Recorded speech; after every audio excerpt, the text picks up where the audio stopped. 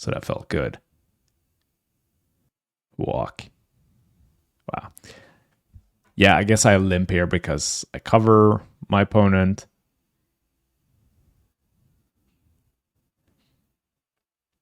But not by a lot, so I still think I should just let him have this one.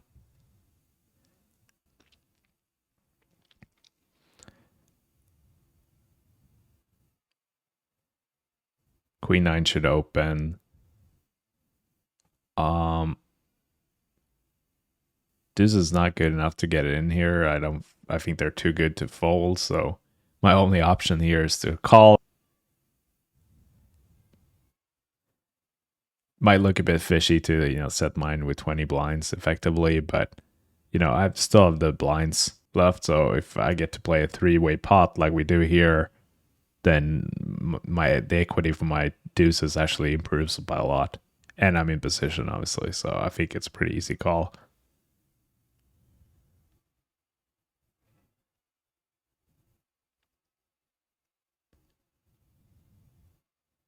Yeah, not much I can do there. My deuce high flush draw.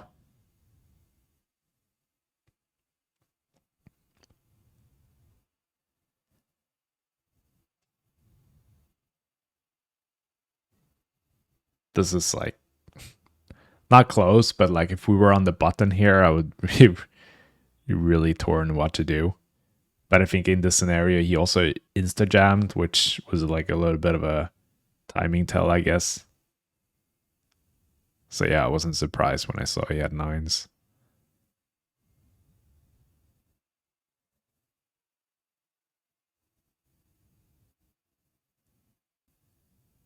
Wow.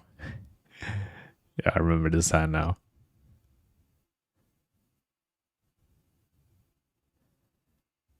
Oh, number 1 and number 2. Yeah, 75 big blinds effective stacks to start the hand. And it's not even a 3-bet pot, mind you.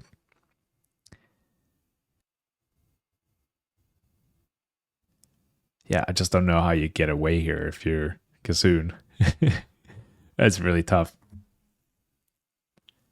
But the thing is, like, Easy with Aces has been so honest post flop.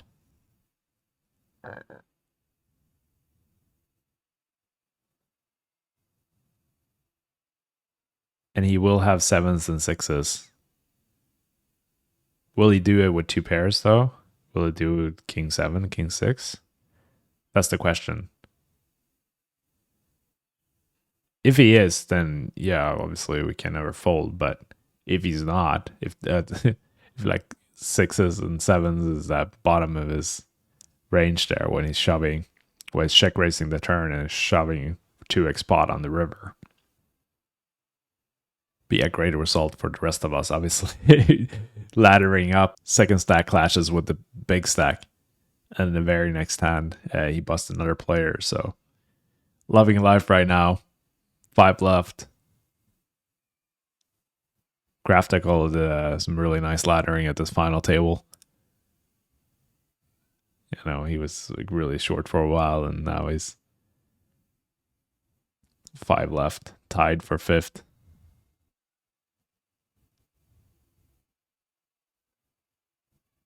And now, if we had an interesting dynamic earlier, like now it's really pronounced with the Easy with Aces 190 big blinds and everyone else is around 20 or 30. I'm under the most ICM pressure here with 30.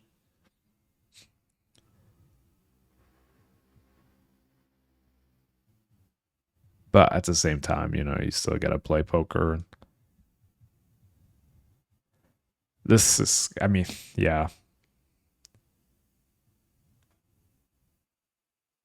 Not loving it. Defending pre because of the bounty, obviously, and it's really short.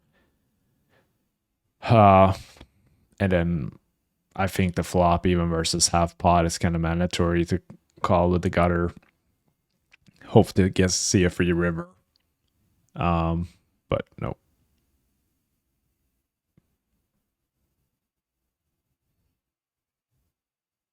I remember this. It's nice to see as ace queen, but yeah, I mean, normal circumstances it would never fold there, obviously. But given what I just said, that I'm under the most ICM pressure more so than anyone, I think I have to be very conservative when I enter pots versus the ship leader, especially out of position. If this stacked up, a7 can get you in a lot of trouble. And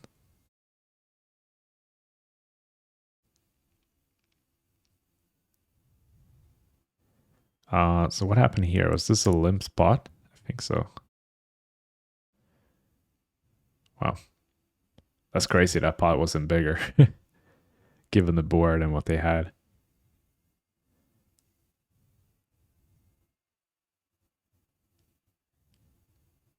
Wow, he's giving walks now. That's crazy. I mean, you could definitely profitably shove any two in that scenario. Like, we're all under crazy, like, ICM pressure right now. Because we're all just waiting out each other, right? And hoping that Easy with Ace is going to do some work and bust someone before ourselves.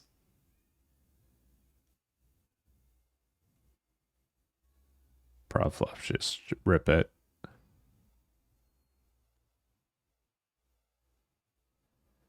Interesting. I think if we remember a few orbits earlier, I was ISOing his limp. Sometimes I see players do this again, or they have it in fresh memory that like, okay, well, this guy ISO'd me last time, so he's probably going to do it again.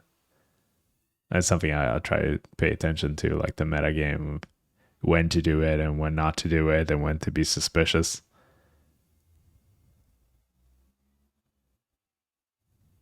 I think Jack 5 is definitely a hand that we could have. I would do it with every now and then, but yeah, given that I did it earlier, I thought Jack 5 is too good.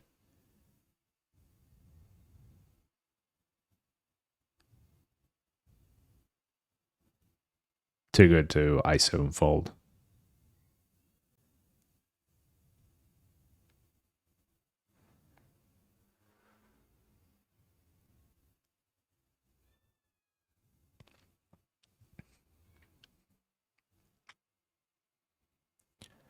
I think I should see bet here.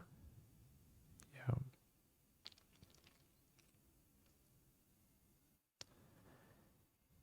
Ooh, tough to get away here, man.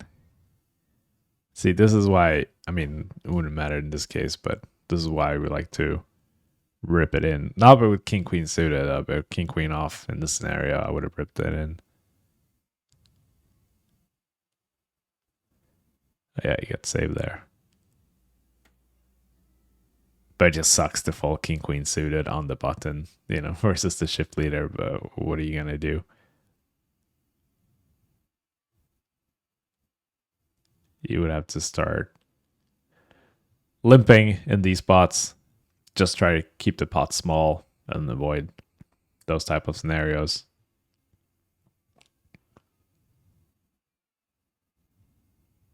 The less money you put in the pot, the more often you can do it, and so on. So when we limp, we can sort of widen our range and the hands that we're allowed to play. Effectively, we just need to find a balance there. So we're limping, obviously, some strong hands as well. And it definitely complicates the game tree quite a lot. That's why I try to avoid limps. Unless it's super necessary. But this would definitely be a case where I think limping would be very effective. A limping strategy.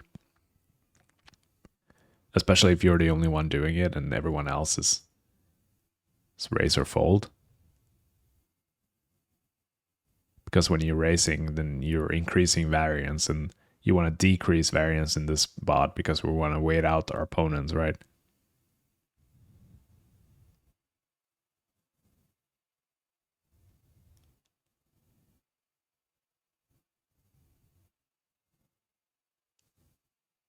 What do you think I'm going to do?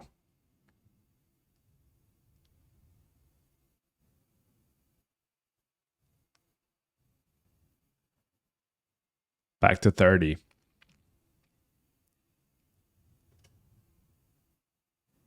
it really is just a waiting game at this point. It's a lot of fun, playing this type of dynamic where we're four middling stack and one huge stack, and we're all just trying to avoid confrontations and hoping that our opponents gets involved. A loose defend here by Graftekkel with the king 3 suited.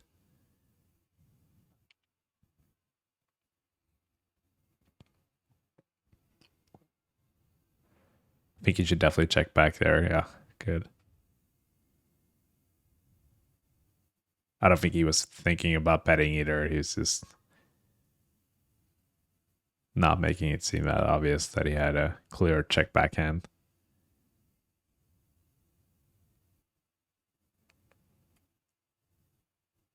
Yeah, I think he's gonna no.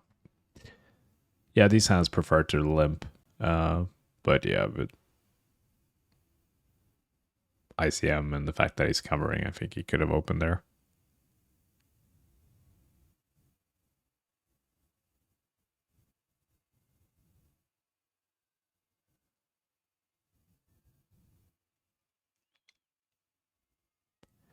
Yeah, now I like to bet. Get called by a lot of draws and worse one pairs and one pair hand with the draw as well.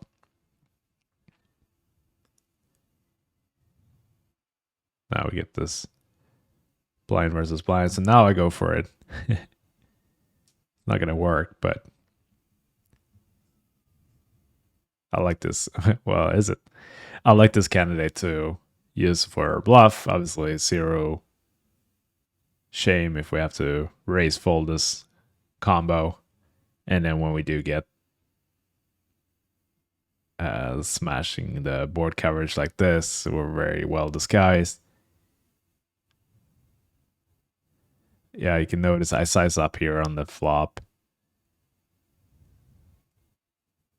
Obviously, just looking to get the money in as soon as possible before the board changes too much, which is something I would do with a lot of my draws as well. Good fold from my opponent there. Pretty nasty spot for him, having to fold a pair and all that equity. Blind versus blind when my range can be so wide. I could just have like a 9 high flush draw there, and then that his particular hand would do pretty well versus me.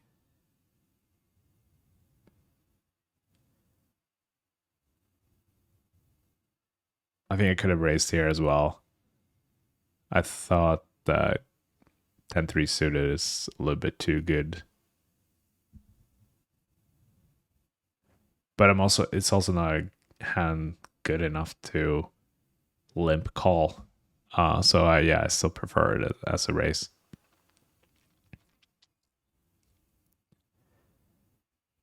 Now I've shifted up a little bit so I can actually start opening even to the chip later. Yeah, he's just rip it in here. For sure. Any pair. I mean, aces and kings he probably wants to induce, but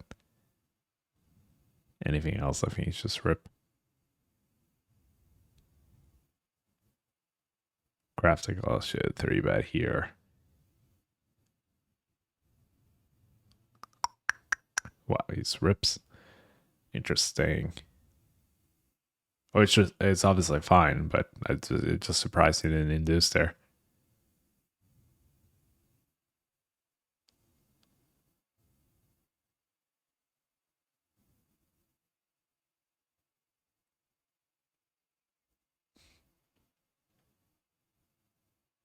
Wow.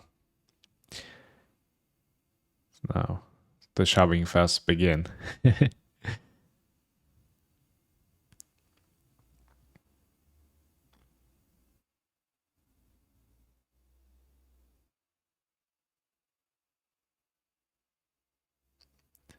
It's a nice way to increase your ship lead.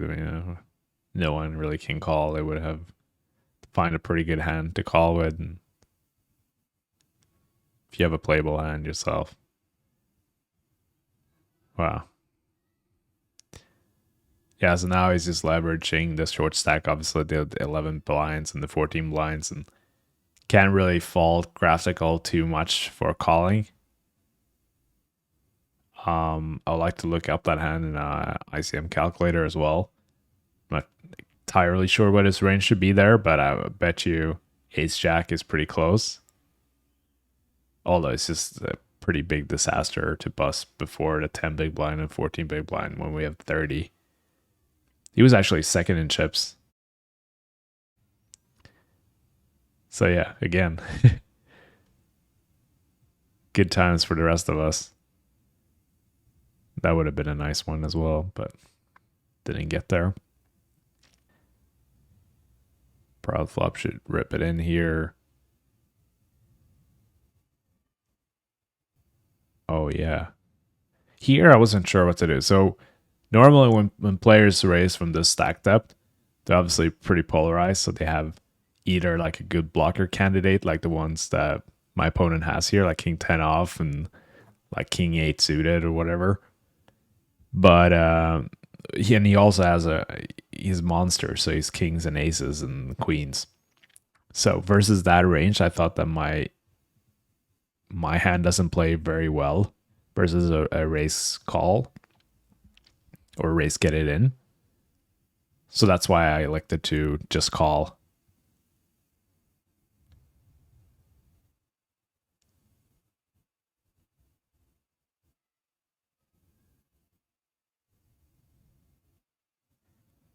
But yeah, pretty annoying that he didn't just rip it in.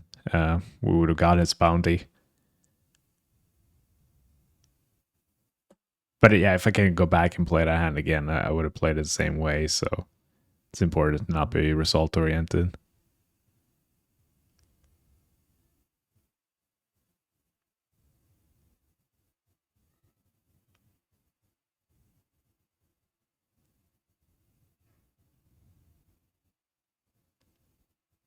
Yeah.